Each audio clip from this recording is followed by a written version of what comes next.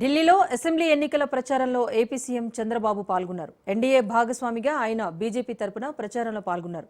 ఇందులో భాగంగా బీజేపీ బహిరంగ సభలో చంద్రబాబు పాల్గొని ప్రసంగించారు. సభకు ఢిల్లీలోని తెలుగు ప్రజలు భారీగా తరలివచ్చారు. దేశానికి యువత పెద్ద ఆస్తి అని, ప్రధాని మోదీ ఏఐను ప్రోత్సహిస్తున్నారని తెలిపారు చంద్రబాబు. 2047 నాటికి భారత్ అభివృద్ధి చెందిన దేశంగా ఎదుగుతుందన్నారు. ఢిల్లీ అభివృద్ధి కావాలి అంటే బీజేపీ రావాలి. ఢిల్లీలో బీజేపీ గెలుపు దేశ ప్రగతికి మలుపన్నారు సీఎం చంద్రబాబు. ఇది సాక్షాత్ ప్రధానమంత్రి నరేంద్ర మోడీ గారి విజన్.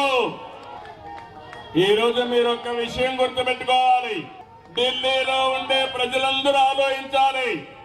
అందులో ప్రత్యేకంగా మా తెలుగు తమ్ముళ్ళు, తెలుగు చెల్లెళ్ళు ఢిల్లీలో ఇంటింటికి వెళ్ళాలి.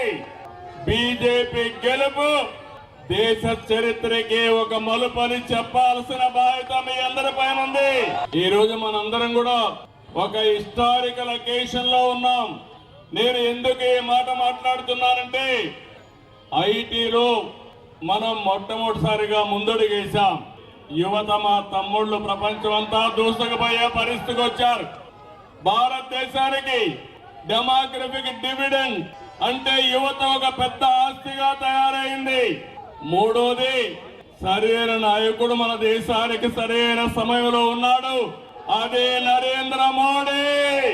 ఈ మూడు వల్ల మీరు ఒకసారి చూస్తే దేశం దూసుకుపోయే పరిస్థితి వస్తా ఉంది.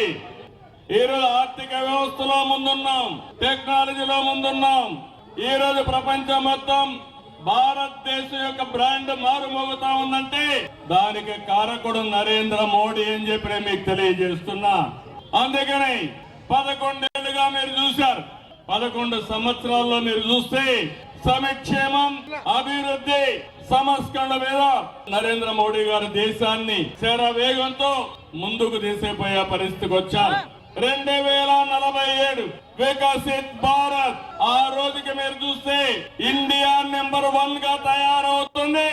భారతీయులు ప్రపంచంలోనే శక్తివంతమైన జాతిగా తయారవుతారు. ఎన్నో సంవత్సరాలు లేదు, 24 సంవత్సరాలే తమ్ముళ్ళు. మీరందరూ గుర్తుపెట్టు.